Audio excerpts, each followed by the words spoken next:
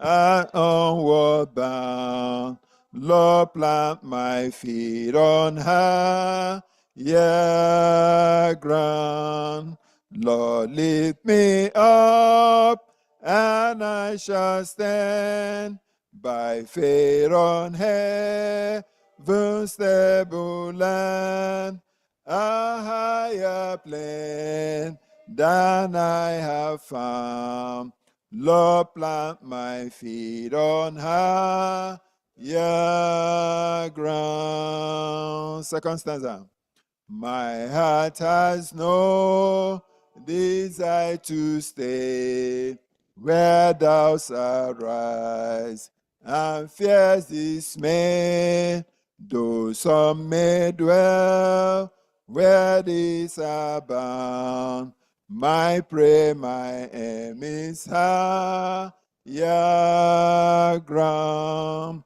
Lord, lift me up, and I shall stand by faith on heaven's stable land, a higher plane than I have found.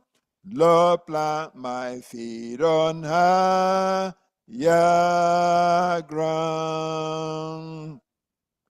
I want to live above the world, those Satan's darts at me are hurled, for faith has caught the joyful sound, the song of saints on higher ground. Lord, lift me up, and I shall stand by faith on heaven's stable land, a higher plane than I have found. Lord, plant my feet on higher ground. I want to scale the utmost height and catch a glimpse of glory bright. But still I pray till heaven I've found. Lord, lead me on to higher ground. Lord, lift me up, and I shall stand by faith on heaven's stable land, a higher plane than I have found. Lord, plant my feet on higher ground. Amen.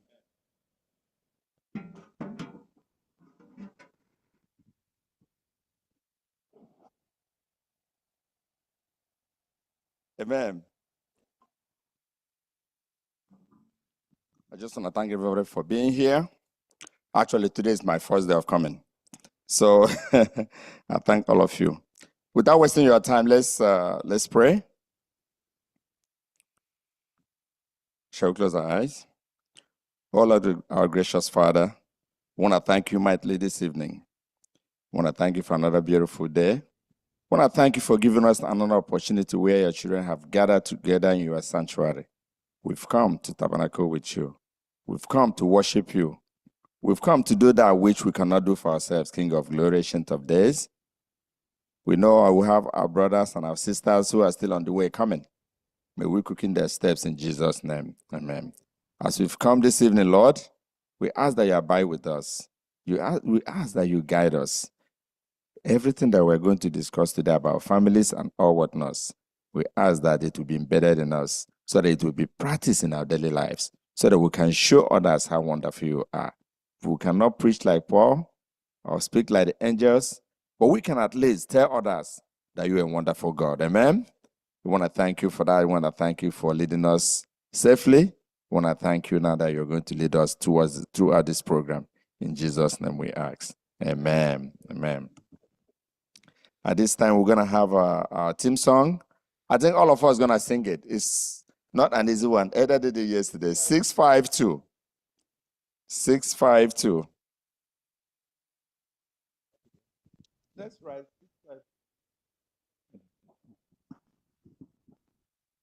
Love at home.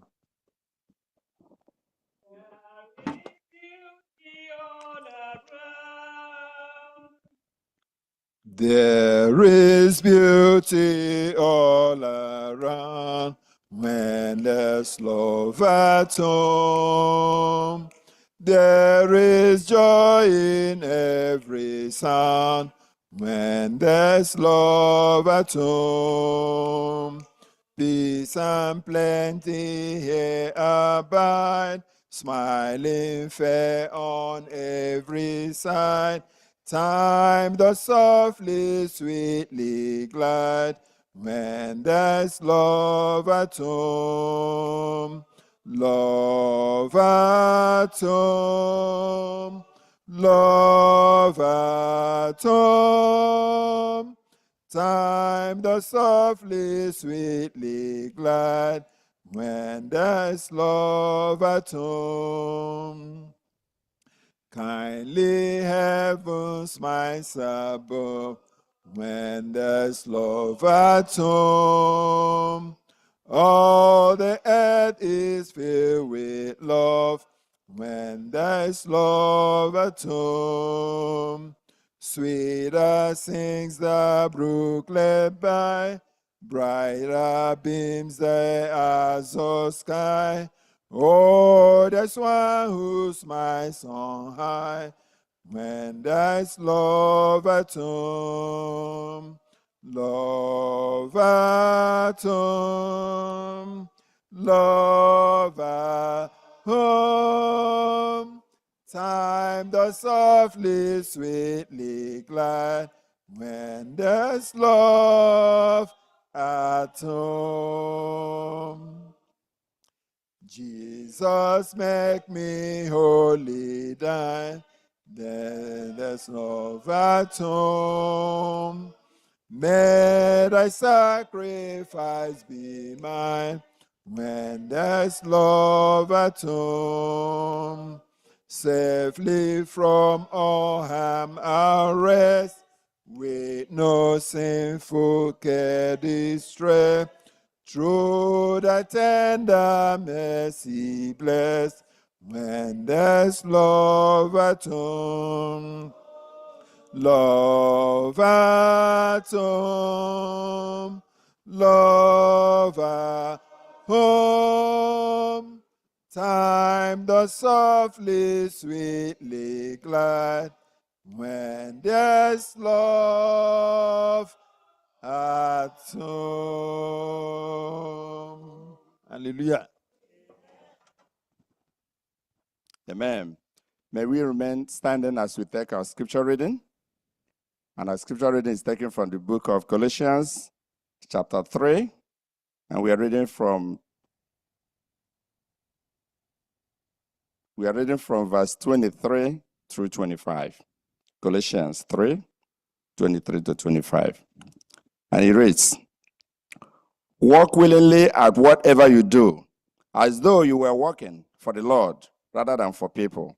Remember that the Lord will give you an inheritance as your reward, and that the master you are serving is Christ.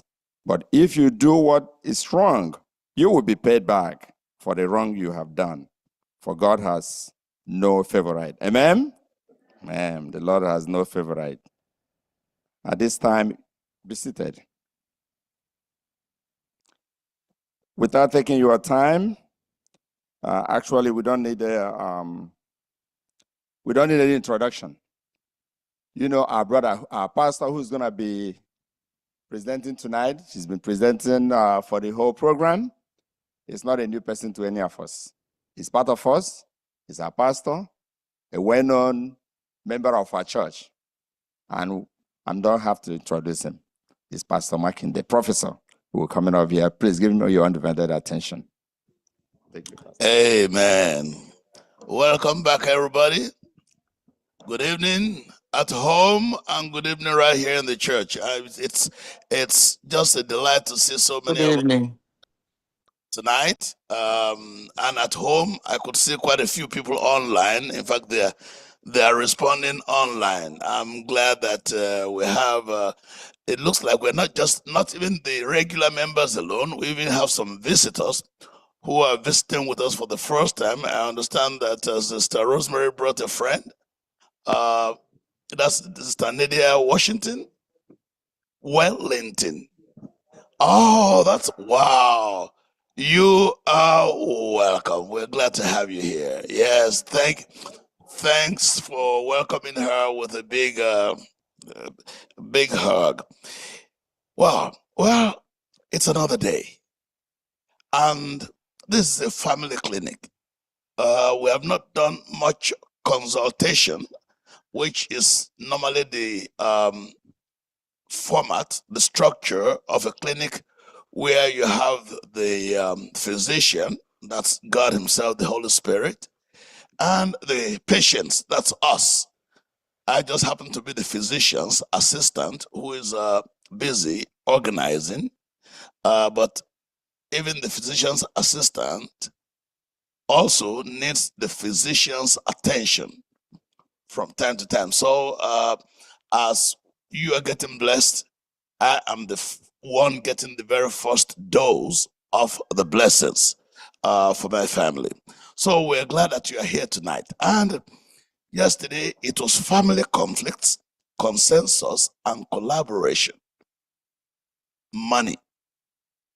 And we saw exactly that money answereth. Money answers all things. There's nothing you can do with money, but if you wrap your life around money, you will still be frustrated. He said that actually derails everything. Money is to be a means. It's supposed to be a channel. It's supposed to be a servant, not a master. Just like we say, fire is a very wonderful servant, but it's a terrible master. Because if fire goes out of control, then you don't want to be close by. Money does go out of control. So today, it's still the same topic, but another dimension. It's still family conflicts, consensus, and collaboration, work or career. Has it ever occurred to you? Have you ever thought of work actually as an act of worship?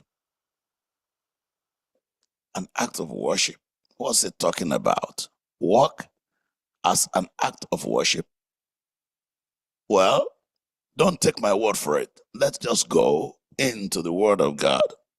When you read right from in the beginning at creation, we have said anybody who had a problem with creation actually has more fundamental problems than we can do here at the clinic. They need a surgery because that is the very foundation of who we are as Christians. When you read Genesis chapter 1, we'll take verse 26. You're going to see that work existed. Work is not an afterthought. Work is not a byproduct. Work is actually the purpose. God created us, and the very first thing He did was to give us assignment. You want to notice also that the assignment that God gave to us, He did not just give us as individuals, He gave us work as a team, as a family, with each one having the roles that they will play. I'm wondering, none of us got to where we are today without having flown on an airplane.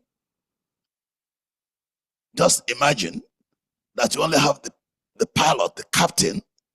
On the airplane, there were no engineers, no meteorologists, no air control tower people, no mechanics. Even the guys that are passing the plane and flagging them through. The tug that pushes the plane back. So the pilot does not make the airline. So much attention is paid on the pilot because he sits in the cockpit. But it takes a whole team to fly the plane. It takes different members of the family to make the family work. Sometimes when you have an aberrant situation where the head of the family becomes so big, too big for the body to carry. When the man comes and says, I am the head of this family. I wonder exactly how many of you will get married to somebody who is just all head. No neck, no chest, no tummy, no, I don't care what you have. I think I would look elsewhere. So, God said, verse 26, Genesis 1:26, let us. God, with all the power, with all the capacity, with all the knowledge and wisdom, he still said, let us. That intense consultation, that intense collaboration, that intense participation, let us make man. That should humble you and I. For the fish and the goats, what did he do? Let there be. And it was. Even for trees, all the mighty trees, for the ocean, for rivers, for mountains, for whatever, it was just what? Let there be. And it was. Why did it change when it came to you and I? That's because he wanted to show an example of how we are to relate to one another. If you find yourself to become a dictator, an emperor, you find yourself to be a despot in a family unit, you have already gone outside of God's plan. I didn't say that. That's the word of God. Let us make man how? In our own image. So as we are collaborating, as we are cooperating, as we are consulting and we're working together, let man be like that. And where he will make that man, it says male and female, he made he them. God intends for us to have collaboration. And at work, there has to be collaboration. For me to dress like this, you had workers who grow cotton, who manufacture all kinds of things. You have people who don't know how to do anything in their lives except colors, dye. You have people who are tailors. If I spend the next 5 years trying to make this, I could not possibly succeed because I did not learn and I don't know how to do it. But because there were so many different people collaborating, each one specialized. When you read the story of how the temple was made, how the tabernacle was made, you're going to see that God actually breathed a special spirit of competence on each person. Different people, he gave them different gifts to achieve different things. The same thing in the family. And when we insist that all of us must play the same role in the family, yeah, of course, you bought, I don't know what's the most expensive car in America today. Cadillac?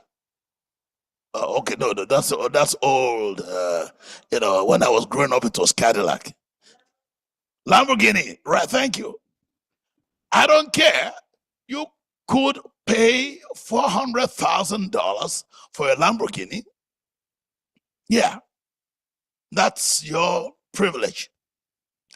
But it comes with a manufacturer's manual. The manufacturer's manual says before your Lamborghini could actually work well for you, you must put fuel where? In the fuel tank. You must put water where? In the radiator. You must put air in the tires. You must put oil in the engine. Yeah. But guess what? You know what? You will never get a citation. You'll never get arrested if you decided to put oil in the radiator. No, it's not against the law. You can put fuel in your where? Anywhere.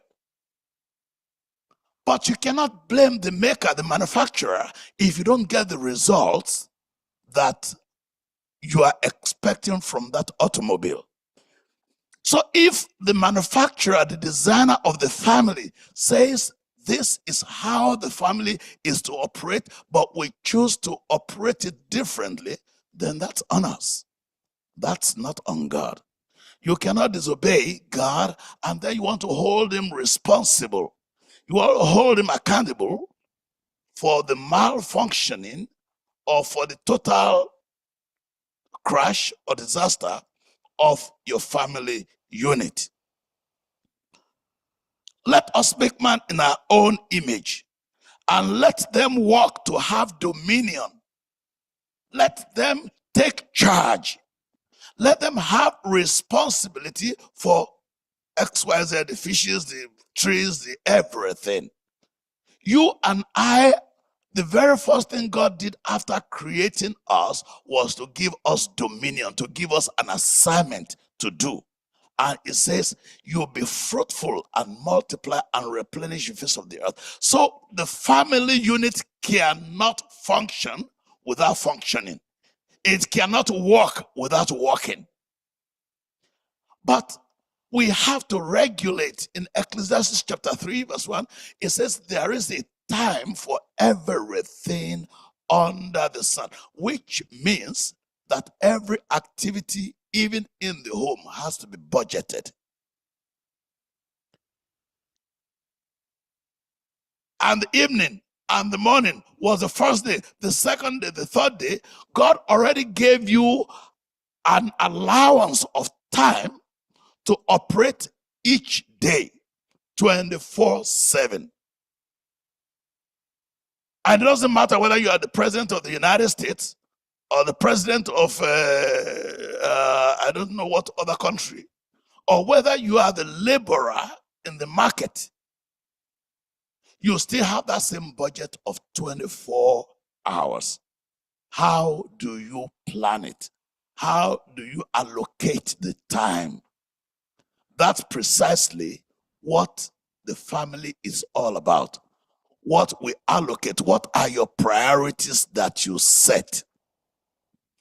2 days ago, I think it was, we saw how responsibilities were allocated to the father, the mother, even the children, and then the husband, the wife, and eventually another set of responsibilities to the father, because he is charged with directing the affairs of the family. That does not make him the controller. The head is not the body. The head only coordinates the body. That's where the brain box is. The brain box sends signals to every part of the body, coordinates so that the eyes could see. And what the eyes sees, it feeds back into the brain interprets, and then tells the hand or the leg or whatever. It's just a brain box. It's a coordinating center. And when the man in the family wants to take his role seriously, he will look at how the designer intended, and he will do exactly that.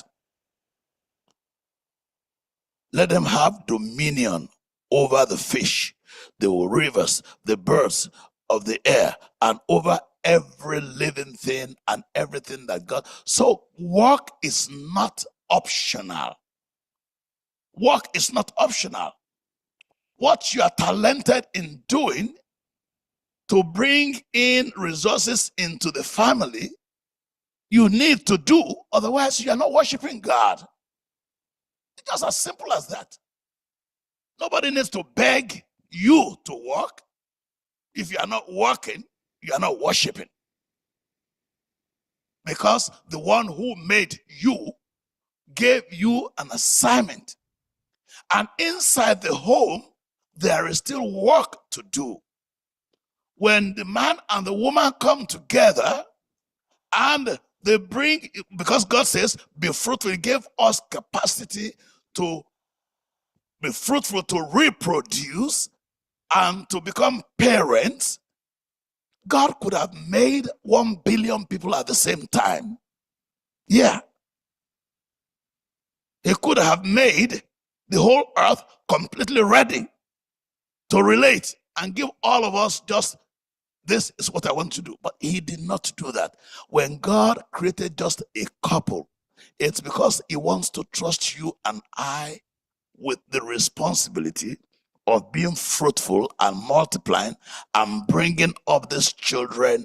He wants us to grow gradually.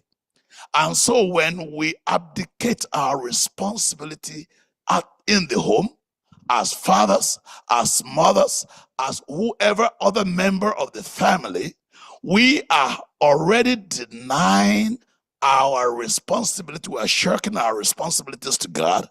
And we're saying, well, look here, I don't really care. I didn't ask you to make me, so you made me. That's, yeah, God, you are on your own.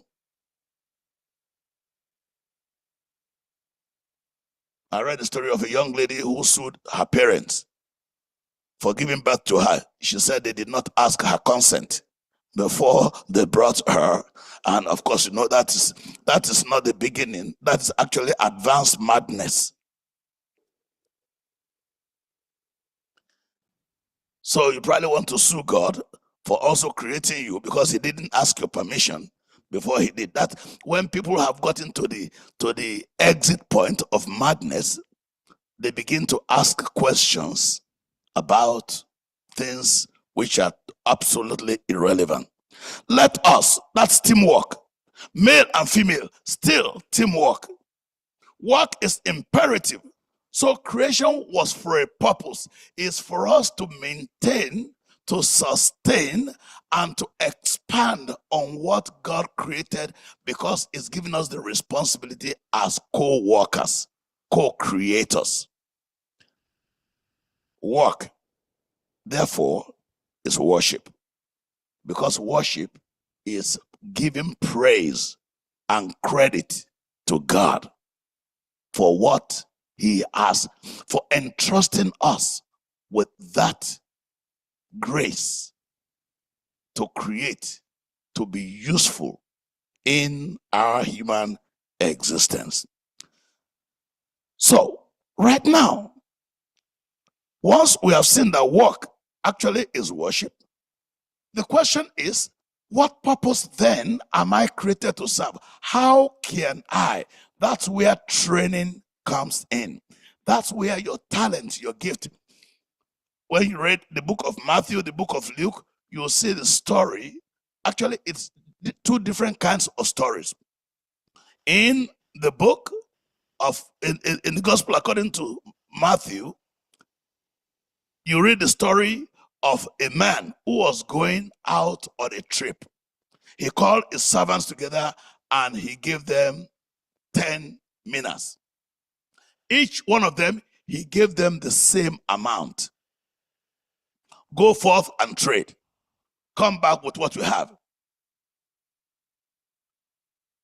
In a second variant, in the book of Luke, the Gospel of Luke, they were not all given the same, but each one was given according to his ability.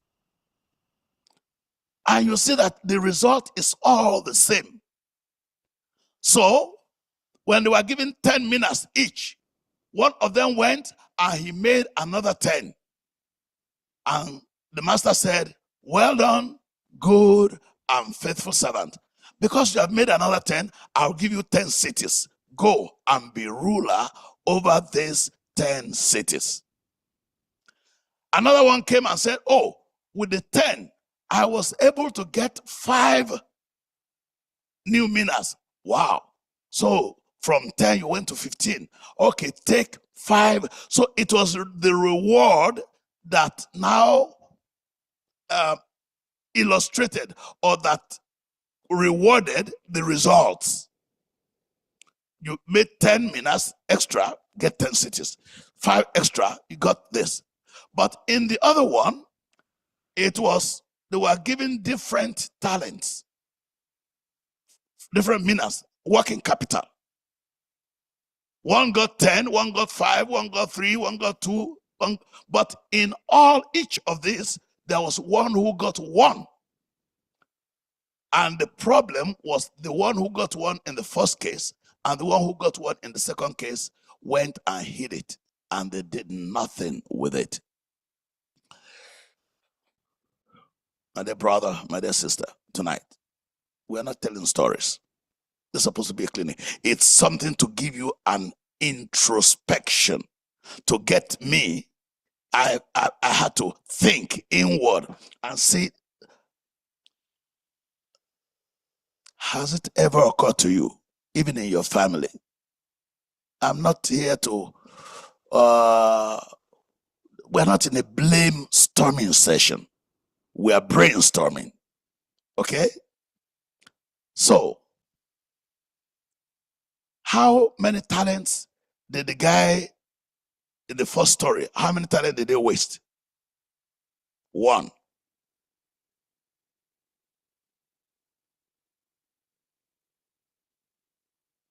The second one, he was given 10 and he got nothing back. He brought just the 10 that he was given.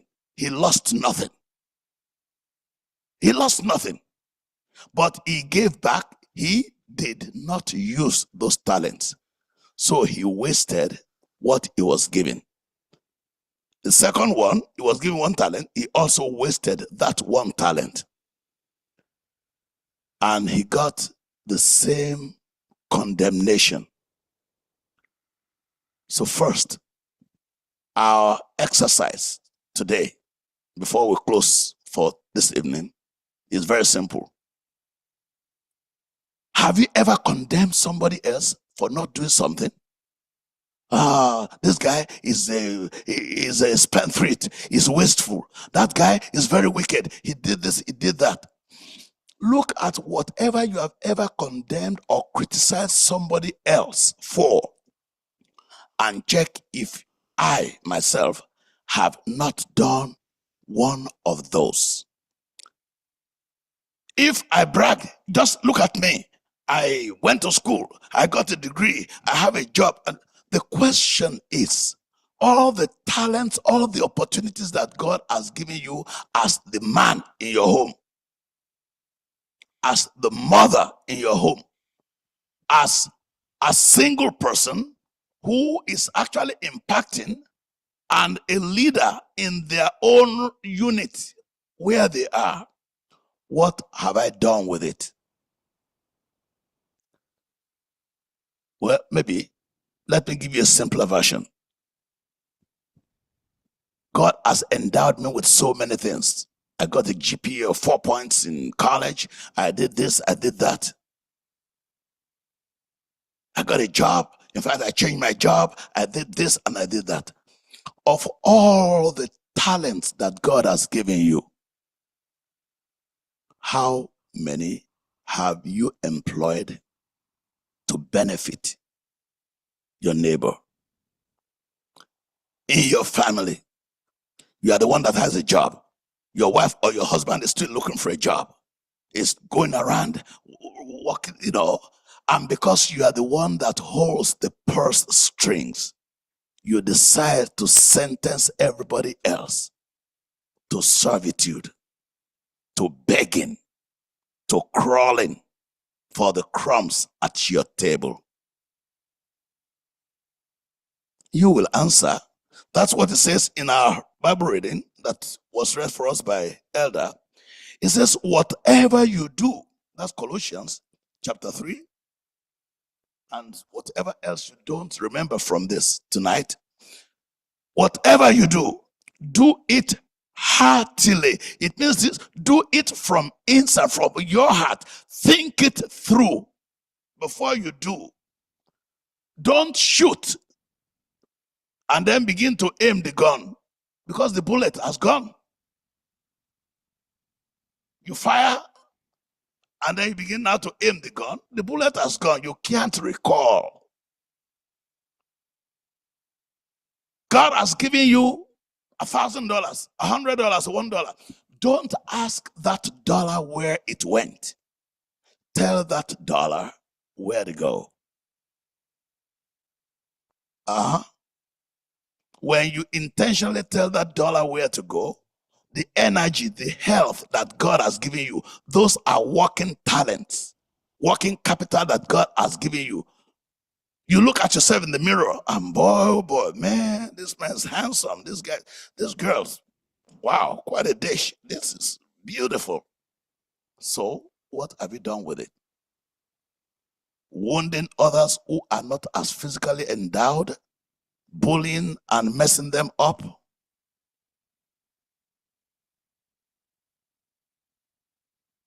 Messing up with people who have handicaps in the family, who don't have what you have in terms of means or looks or abilities. Inside the family, we talk ill of each other by virtue of the fact that we think we are better. Inside the family.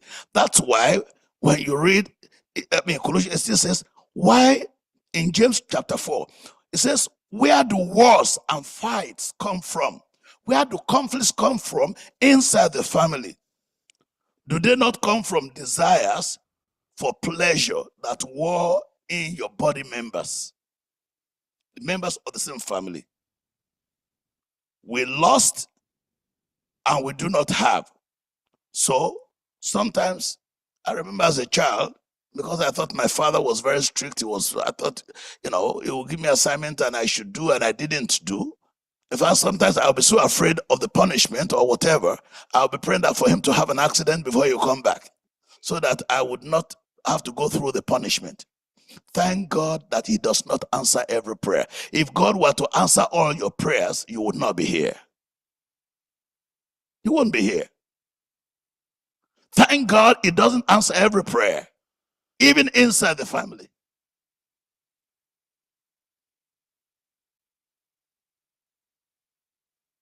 So,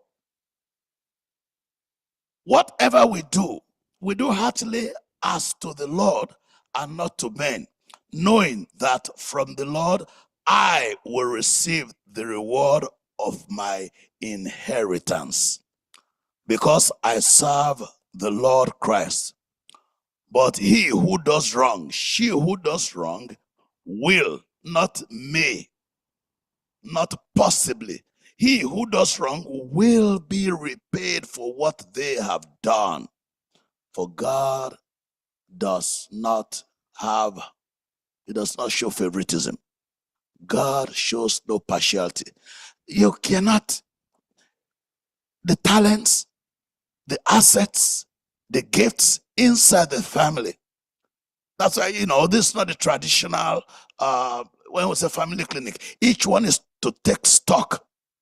I know the talents that God has given to me, even if I don't own up to everybody else. And so when you examine yourselves, those things that you brag about, that you are happy about, that you are looking down, that make you to look down on somebody else, those are talents for which you will give an account inside the family and all. Tonight, the last point before we pray. In the family, we just had in our Sabbath school lesson quarterly, we talked about Achan. Is it fair? Was it fair that Achan perished with his family? Because today we still have a problem.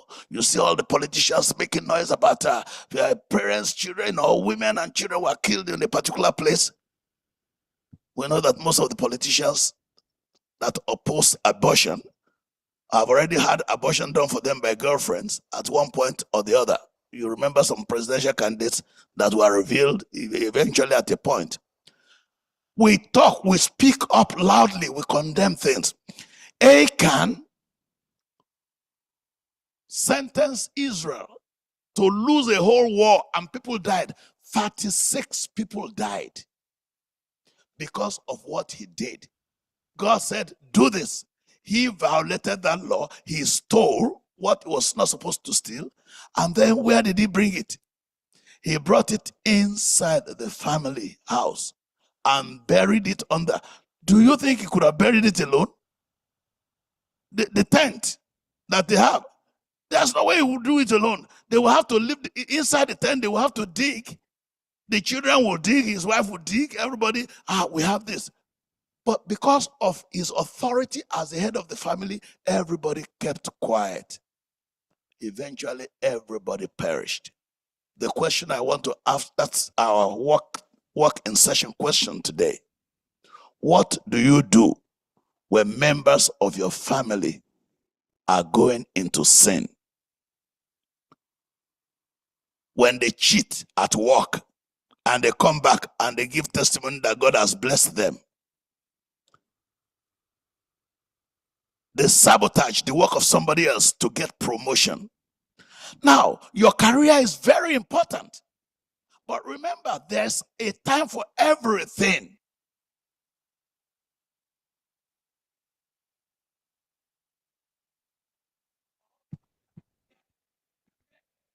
After the career, thank you. After the career, remember, you're still going to come back. In my student days, I used to work as a care, in a care old people's home.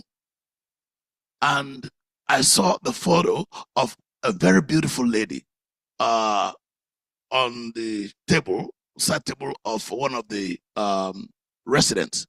I said, oh, that's your daughter. Oh, she's very pretty. She says, no, that's not my daughter. That's me. That was me, 19, I don't remember what time it was. Pretty thin, you need to see her. This is a lady now that was completely shriveled and dried up and shaking and everything. No, that was me. She used to be an actress.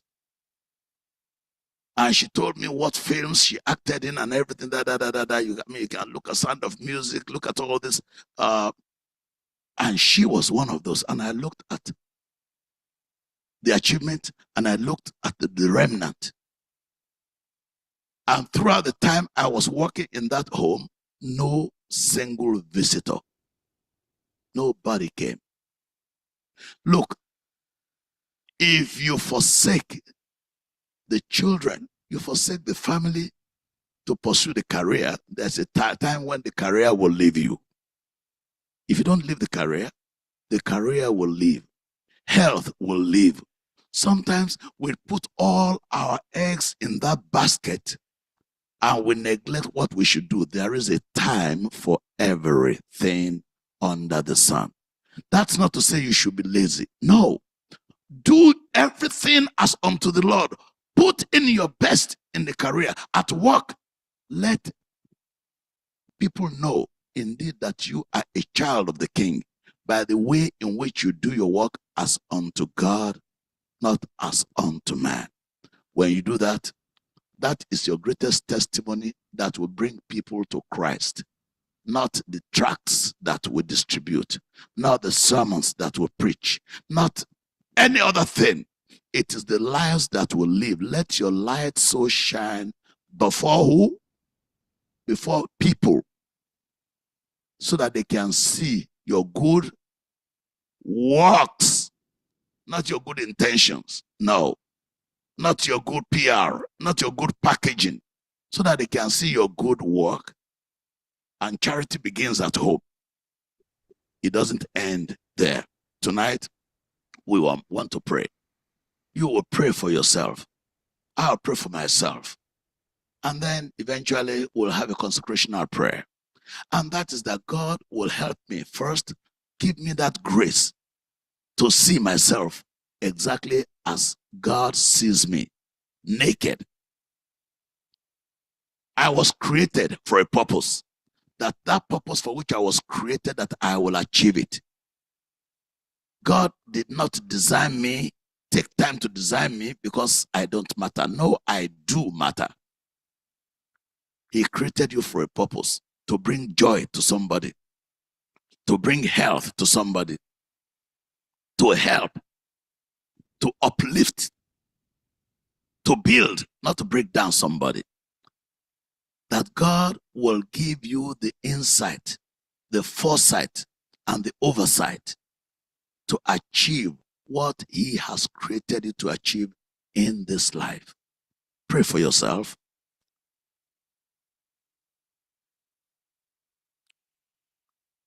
Pray for yourself. Don't let your mind be empty.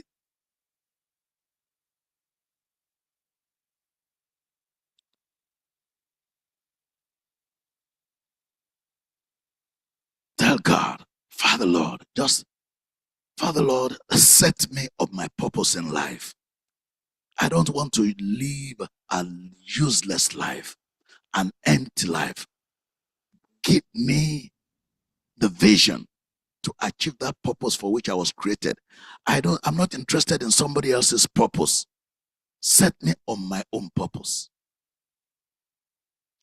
And give me the grace so that, Lord, I will do my work inside my home. When I already am doing my work as unto you, at home there will be no conflict because I'm doing my relationship with my husband, with my wife, with my brother, sister, with my friend, with my fiancé, with the person I'm hoping you will bring for me to hook up with whoever it is in my environment will be as unto you.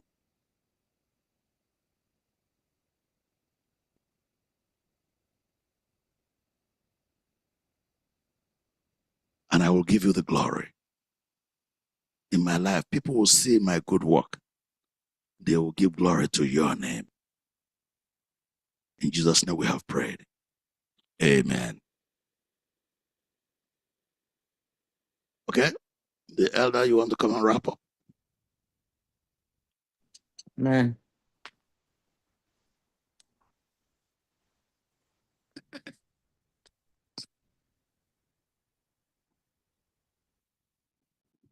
I hope you have your prayer request written down.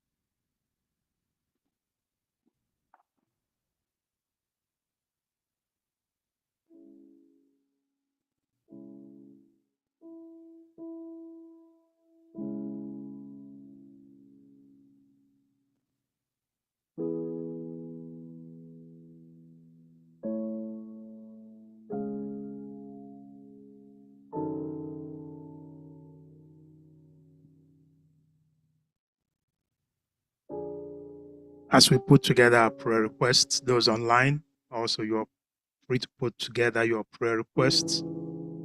We're going to go into the intercessory prayer. The families we're praying for tonight are the family of Uchendo, the families of Uchendo and Wozichi Njoko, Olamide, Constant Martin, Ohwe, Ugochukwu and Chinyere Ago, Chinedu and Chidimma Ejike, Ihiani and Victoria Ezekiel, Odimma Onwasanya, Sister Christiana Gogo, Chidimma Emenike, Chika and Victoria Mogugu, Promise and Akona Akogun, Grace and Roslyn Ogaga. These are the families we are praying for. At this time, I will invite every one of us as we sing that song, God answers prayer in the morning, God answers prayer, and let's all go into a prayer mode. If you can kneel, you want to join me right here on the altar, you can also join me as we all seek the Lord in prayer. God answers prayer in the morning. You are free to approach the altar if you want to, or you want to wherever you feel comfortable to pray to.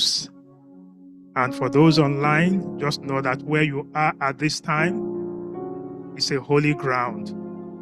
So please stop whatever you are doing and just approach the Lord humbly in prayer. You are free to come. Yes. Yeah, come. Feel free to come. You want to. Yes. Okay.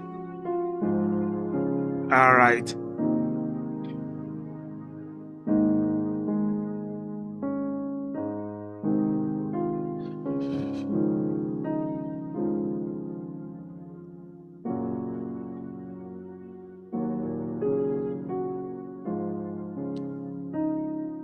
Let's all pray. As we have taken time to write our prayer requests and those we have in our heart. This is prayer for the family and for you, for your children and your extended family members. And on this altar, I place all these requests that have come in. And for those at home, that prayer request, that burden that you have, go ahead at this time to also mention it to the Lord. Father, I place before you on your altar here the prayers of your children. I also remember those who are at home, right where they are also calling on you and say, Lord, and they are saying, Lord, hear our prayers. Some are even shedding their tears. Thank you, Lord, that the tears of your people are in your own bottle, and that you're the God who says, I'll wipe away all tears. So wipe their tears, Lord, and give them joy. Some are troubled. We pray that you give them peace. Amen. Some are worried. We're saying, Lord, that you come and bring your stability into their life. Amen. Whatever situation you're going through tonight, we place you before the Lord. Yes. And thank you that when we come to the Lord, we will never go back the same. Yes. Miracles happen. Healing happens. Sights are restored. Joy is brought back. So whatever is your condition tonight, know that nothing is too hard for the Lord. So he will also attend to your need as you have come to him in Jesus' name. So we bless your name for all the written prayer requests right here on this altar. Father, thank you that they have come to you and that you will read every prayer request right here and you will meet each need, and joy will come to the soul of each person who has written this prayer request. So we take this time now to remember these families, the Uche Ndunjoku family, Olamide Caston Martin family, Kochukwu and Chinyeragu family, Chinedu and Chidimma Ejike family, Ihanya and Victoria Ezekiel family, Sitodema Onwaswanya family, Christiana Gogo family, Chidimma Emenike family, Chika and Victoria Nwogugu family, Promise and Akona Akogu family, Grace and Roslyn Ogaga family, and to every other family We say, Lord, as you visit these 11 families, visit those families too in Jesus' name. Thank you for your manservant that you have used to minister to us tonight. Continue to use him mightily. Again, may this week be a clinic for each one of us. May we receive the healing that we need in our family. And that by the end of this week, we will also glorify thy name. As I end this prayer, I want to also pray specially for your son who has been attending through this week, Dr. Adeboye Makinde. He'll be traveling tomorrow. We also pray that you grant him traveling mercies. You brought him safely, lead him back to his family safely. And to all others who are traveling, may the Lord grant you traveling mercies. And for each other one, may the Lord also visit you. In Jesus' name we have prayed. Amen. And Father, in a special way, I just want to pray as we end this now for Sister Nadine Wellington, our guest who is here. You know the need of Sister Nadine. You know her cry. You know her need, her situation. Sister Nadine, as you have come tonight, I pray that the Lord you have come to meet will meet with you. The Lord you have come to call upon, that he will answer you. That the prayers you have prayed unto the Lord, that he will meet you at your point of need. You will not be going back empty-handed. Rather, you will say, unto the Lord I came. The Lord met with me, and the Lord blessed me. So remain blessed and forever rejoice in the goodness of the Lord. Thank you, Sister Nadine, because the Lord you have come to meet has made you a blessing in your home and wherever you are. In Jesus' name we have prayed. Amen.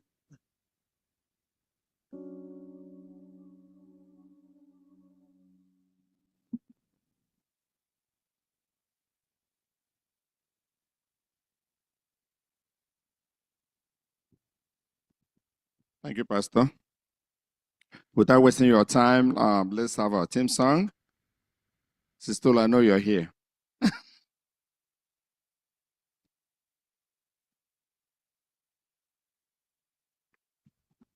Shall we all rise?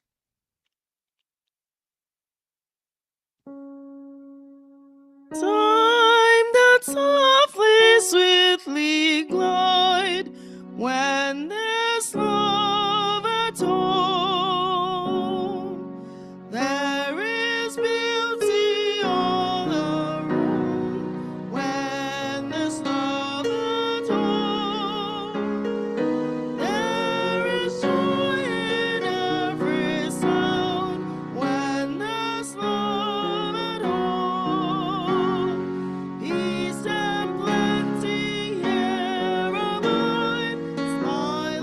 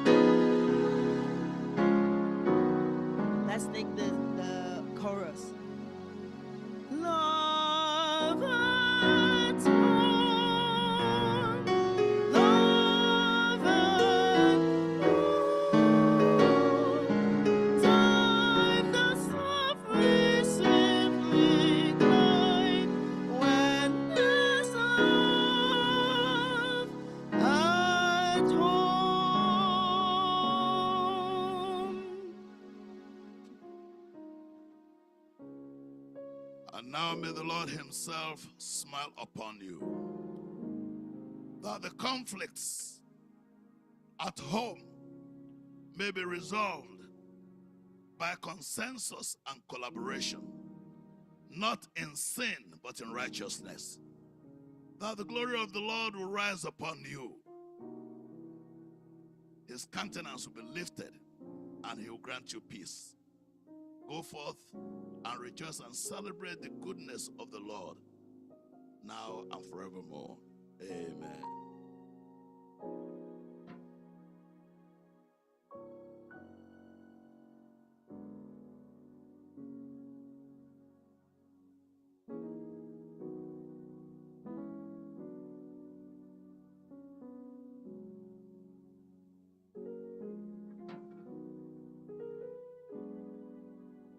It has been a beautiful time in the presence of the Lord. I thank every one of you for coming, and for those online, thank you so much for tuning in, and those wherever you are.